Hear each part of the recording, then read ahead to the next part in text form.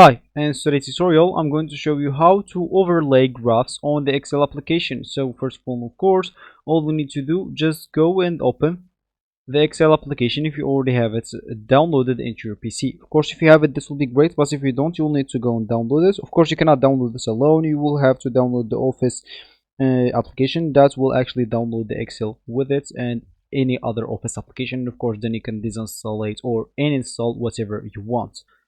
And of course, if you have it already downloaded or you just downloaded, just go and open it up. And of course, now you'd like to log in into your account if you have one, and if you don't have an account, just go and create one and make sure to have an activated account so you can actually use the Office application. You will have to pay actually, or if you have like a college email or something like that. And now this is normally going to be your home screen, your main screen. Here you can actually go to new and create a new blank workbook or choose some of their templates here, or you can just go and open some file saved already into your PC. For me, I'm just going to open a blank workbook, and that will actually be my home page for me.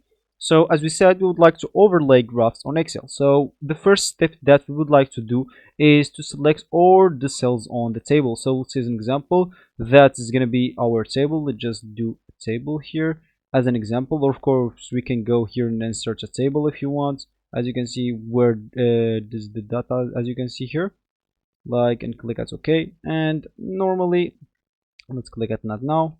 Of course, let's make it bigger if you want as an example. So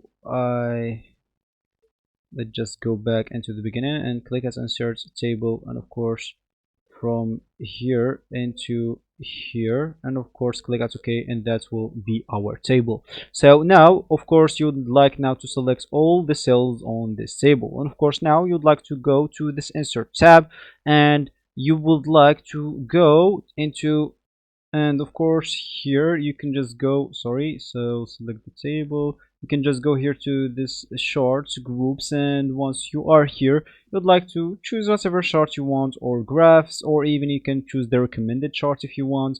And now of course, as you can see, they are telling me the recommendations are not available for the data you selected, because I have no data in my table. But of course, if you have your data, you can just go to the recommended charts and it will actually work for you. So this will be actually for this tutorial. I hope you like it. Thank you guys for watching, and goodbye.